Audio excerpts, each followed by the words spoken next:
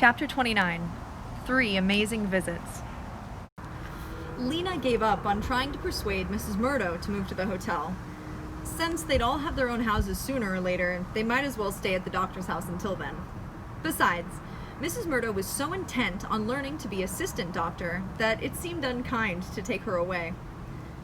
Lena and Maddie took on the job of harvesting and preserving the produce from the doctor's vegetable garden. Every morning they picked baskets of tomatoes and beans and peppers and corn and squash. Every afternoon they sliced tomatoes and laid them in the sun to dry. They took dried beans out of their pods and put them in jars. They cooked peppers and packed them in olive oil. They tied bunches of herbs with string and hung them up to dry. Poppy puttered around their feet, helping, by sprinkling dry leaves here and there or banging spoons on pots. Even Torin, whose feet were healing, often chose to hang around with Lena and Maddie. He said he knew how to make a garlic braid, so they gave him a basket of garlic and he made one. One afternoon, as she and Maddie were cutting green beans for dinner, Lena heard wheels crunching on the road outside.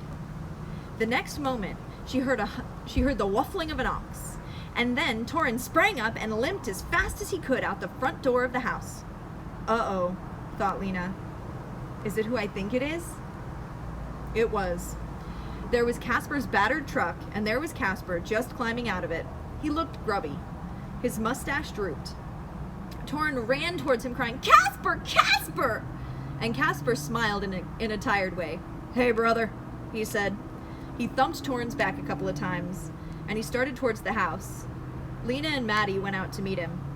When he saw them, he stopped and glared. "Deserters!" he said, but he didn't seem to have the energy to berate them further. He trudged into the house and plunked down on the couch. Torin plunked down beside him. "I've been waiting and waiting and waiting for you," Torin said. "Why didn't you come back with them?" He flicked his hand towards Lena and Maddie. "I had important work to do," said Casper, which they didn't want to help with.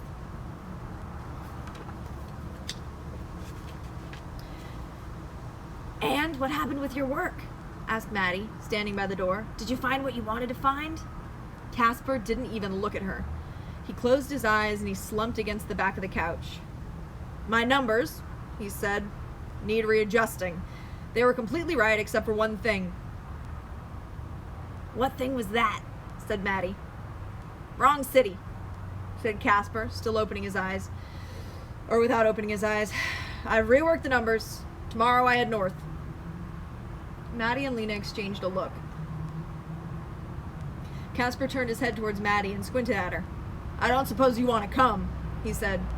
"No, thank you," said Maddie. "I plan to stay here. There's something with real potential is beginning." Torin tugged on Casper's arms. "Did you bring me something this time?" he asked. Casper opened his eyes. He looked at the ceiling for a while. "Well, yes," he said, "I did." "What?" shrieked Torin. "What is it? Can I have it now?" "It's out in the truck," said Casper. "I found a whole crate of them. Very unusual. You can have one." "One what? Let's go get it!" Torin darted out the door. Casper heaved himself up and they went outside. He watched as Casper rooted around in one of his crates. He came up with something she recognized with a start. She hadn't seen one for a long time. It was like seeing something that belonged to an old friend, now dead. "What is it?" said Torin. "A light bulb," said Casper. "I found a case of 48 of them, all unused." "But what does it do?"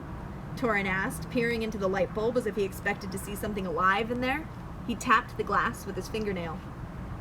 "It gives light," said Casper, "if you have electricity." "But we don't have electricity." "That's right," Casper said warily. "So you hold on to it in case someday we do." Torin went to the window seat and sat there, turning the bulb around and around in his hands. Lena watched him, thinking about Ember. People had figured it out once, she thought. They could figure it out again. A few days after Casper left, there was another visitor in the doctor's house. Lena was out in the courtyard at the time, cracking walnuts with a rock. She saw someone approaching the gate, a bent figure walking slowly and somehow crookedly. She stood up. The person seemed to be having trouble at the gate latch, so she went to help. and that was when she realized it was Ben Barlow. His injured arm was bandaged and strapped to his side, and the jacket he wore was draped over it with the sleeve hanging empty. That was why he looked lopsided. "Good afternoon," said Ben. "I wonder if Torin is here." "He is," said Lena. I'll get him." She found Torin out in the back of the house, sitting under a tree, eating a hunk of bread. "Your uncle has come to see you," she said. Torin stared at her. "My uncle?" He sounded both excited and scared. He jumped up, shoving the bread into his pocket. When Ben saw Torin coming towards him, he frowned. Then, as if catching himself, he changed his expression to a smile. "Hello, nephew," he said. "How are you getting on?" Torin looked wary. "Fine," he said. "Good," said Ben. He stroked his beard. Lena wondered if that was all he had to say. Torin filled the silence. "Is your arm still attached to you?" he said. "Yes," said Ben, "just barely." He started to frown into the air again, and then he thought better of it. He sat down on the bench. "Well," he said, "I thought I'd just come and see you. Haven't seen you for a while." "Years," said Torin. "Well, yes, busy life. You know, being a town leader.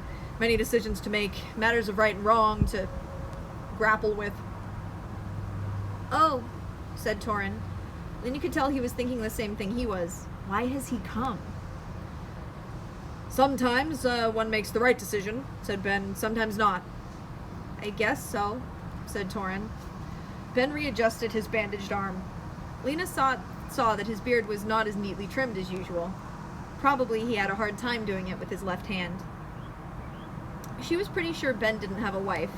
She'd never heard mention of one. "Well," said Ben, "you were fortunate, weren't you? Getting pulled out of that tree." "Yes," said Torin.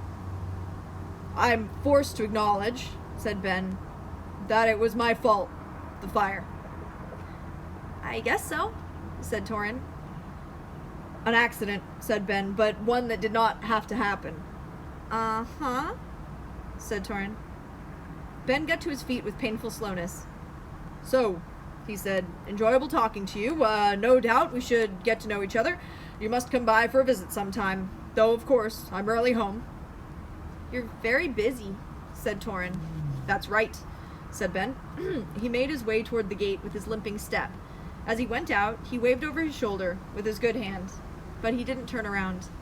Slowly, he started back towards the village. That was an apology," Lena said to Torin when Ben was gone. "He's sorry for doing what he did. I guess he's sorry for not being a good uncle, too. For not taking you to live with him." "Live with him?" said Torin. He made a horrible face. "Well, I thought you weren't happy living with Dr. Hester," Lena said. "You seem very happy. You never seem very happy." "I'm too happy," said Torin crossly. He sat down on the bench that Ben just left and pulled the hunk of bread from his pockets. A few little birds were hopping nearby. Absently, Torin tossed them some crumbs. He seemed to be thinking. "I like it here," he said to Lena. And he looked up at her with his eyes all round, as if he'd only just discovered this himself. The next day, Dune came to the door of the doctor's house carrying a sack. Kenny was with him. Standing slightly behind Dune and peering curiously past him into the room. "I have to show you this," Dune said to Lena. "I made it with the present you brought me." "He's kind of a genius," Kenny said. "He already showed me." Dune set the sack on the window seat. It was only just after dinner time, but the days were shorter now, and the sun was nearly down. Dr. Hester had already lit 2 candles. She and Mrs. Murdo and Maddie were sitting at the table shelling lima beans. Poppy was sitting with them, tearing the bean pods into little pieces. All 4 came over to see what Dune had brought. Torin came too. He was actually more interested in showing Dune what he had than in seeing what was in the sack. "I get a present from Casper," he said. "Great," said Dune, but he wasn't really listening. Lena could see how excited he was about whatever he had in the sack. His eyes shone in the candlelight, and his hands fidgeted impatiently with the string around the sack's neck. When he got it untied, he reached into the sack and brought out a small device made of wood and metal. Some sort of machine, Lena thought. It had a coil of wire, and inside the coil she saw the magnet she'd given Dune. There was a handle that looked as if it would make something turn. Lena, not being much interested in machines, was a little disappointed. It was clear that Torin was disappointed too. "Want to see my present from Casper?" he said. "In a minute," Dune said. "Let me show you this first." "What does it do?" Lena asked. "Is it some kind of can opener?" asked Mrs. Murdo. "Ooh, maybe it's a sort of mixer." "Or a drill?" said Maddie. "Nope," said Dune happily, and Kenny, his face shining with the shared secret, whispered, "Nope," too. "You won't believe it," Dune said, "but it makes electricity. I found the directions for it in a book called Science Projects, but I couldn't try it before because I didn't have a magnet. I didn't even know what a magnet was. But when you brought me one, Lena, and just the other day, I remembered about this project." He took the machine over to the table and set it down. "What you do is, you turn this crank, and it turns the magnet, and that generates the electricity and runs it down these wires. It's supposed to be enough to light a light bulb. The trouble is, I can't test it because I couldn't find any light bulbs that weren't broken." Torin started jumping up and down. He pounded on Dune's arm. "My present from Casper! My present from Casper!" he yelled. He bolted into the machine room, or into the medicine room. "What's the matter with," said Dune, but Lena broke in. "Dune," she said, "his present from Casper was a light bulb, unused." Torin came out of the medicine room, carrying the light bulb encased in both hands, walking now fast but with stiff legs, being extremely careful. "You won't break it, will you?" he said to Dune. "Your experiment won't blow it up, will it?" Dune gazed at the light bulb as if it was the most wonderful thing he'd ever seen. Gingerly, he reached for it. "I'll be very, very careful," he said. "You can help me, Torin. Hold the light bulb right here." He showed Torin where to put the bulb, and he wound 2 loose wires around its metal end. "Now," he said, "blow out the candles." Lena blew them out. The room went dark. Dune began turning the crank of his machine. At first, nothing happened, except that the magnet turned around. Dune cranked faster, and a glimmer appeared in the light bulb. First a glimmer, then a glow, and then the bulb shone with a faint but steady white light. Lena shrieked. "Ah!" Poppy shrieked too, because Lena had, and both the doctor and Mrs. Murdo gasped and broke into applause. Kenny beamed, glancing between the light bulb and Dune's face. Torin was being too careful to make a noise, but his eyes grew wide and his mouth dropped open. For almost 3 minutes, until his hand got tired, Dune turned the crank of his machine around and around. The doctor wagged her head in wonder. Mrs. Murdo turned her face away to hide her tears, and Torin held on tight to the light bulb, even though it was getting very warm. Lena gazed at the light shining on everyone's faces, full to the brim with hope and love and joy. She watched the little light bulb shining like a promise in the night.